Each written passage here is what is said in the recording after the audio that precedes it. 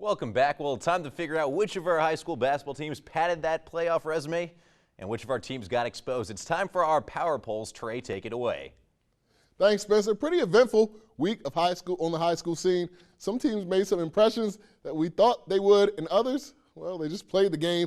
No loss of excitement there, so none here. Let's get right into this week's power rankings. In Delaware, you'll see the same list you saw last week. That's because I correctly, Spencer, predicted Smyrna as being the third best team under Cape and Dover. The Senators proved me right with a huge win over the Eagles this week. Milford, they have a big opportunity to climb this list as they host Dover this coming Thursday, and I expect the Bucks student section to be on 1 million. And on the Bucks Hills, Woodbridge still on fire right now with 7 straight victories over to Maryland. Pocomoke comes in at number 1 for the 4th consecutive week. 2 wins this week by a combined 84 points. They look unstoppable at the moment. All eyes are on that showdown with Decatur in 10 days. Queen Anne's checks in at number 3. The Lions are still undefeated in the North. Parkside checking in at 4. Only falling by 11 at Decatur shows a lot of heart on the part of the Rams. And making this list for the first time this year, how about those Cambridge Vikings? 8 straight wins, they jump rival Easton. Coach Vic Burns and company putting it all together at the right time. Spencer? We did call that one right about Smyrna, but you also had something wrong. They are not the third best team. They're going to be the 4th best team now over there in Delaware. But we'll start things over here in Maryland. Clear cut right now is Pocomoke at number 1, Decatur at number 2. We'll see what happens when those two play. Everybody is waiting for that one to happen. I got Queen Anne's at 3. I'm going to have Cambridge come in at number 4 right now. They have my attention. I don't know why they're winning games right now. Like we said, there's no one on this team that really jumps out, but everybody's playing phenomenal. They had a guy have a triple-double. Ivan Taylor had a triple-double against Kent County. I mean, they get production from everybody.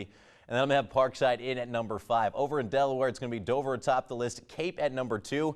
And I'm going to put Milford in right there at number 3 right now. And Woodbridge, they're going to slide in at 4. Smyrna all the way down to number 5 on my list. It's just not a good week for them, but they had a pretty tough schedule. We'll see if they can bounce back from that. But let's take things to some college hoops as well. The SU men's basketball team, they were at home this afternoon looking for a big conference win as they welcomed Southern Virginia into town.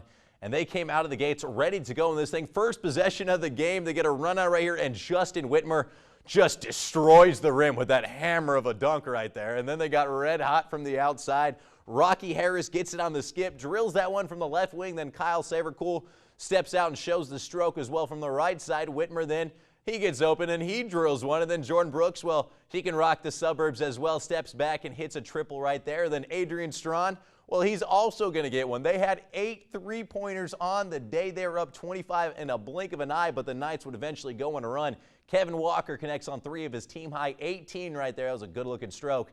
SU, though, was not going to let their lead slip away. Gordon Jeter down low, going to work on the block, gets 2 as SU gets the win, 67-52 the final. And their women's teams were going at as well in a game that made you wish the NCAA allowed for a running clock. Lauren Rothfeld going to the rack right there, gets the finger roll to drop. Shortly after that, good interior passing. Josephine Noonan finds Morgan Grubb. She gets the lay-in to go. They were up 50 at that point. Not a mistake. They were up 50 at that point. Kelsey Bacon making it happen as well. Connects on the little pull-up from 8 feet. Now take a look at the clock. We're sitting at 98 points. Under 50 seconds to go. Please can we get to that century mark? Well, the ball is going to find April Pletler right here at the top of the key. She decides to pull the trigger and bang, right there. The goals make it happen. The 100-point mark for the first time since 2004. SU goes on to get the win, 101-50 the final. Well, it's time for another quick commercial break, but coming up on the other side, we're going to take things over to the mats. One of the best high school wrestling tournaments of the year wrapped up today. We're going to have those highlights coming up next. This is Dustin Mills with James M. Bennett Basketball, and you are watching Delmarva Sports Insider.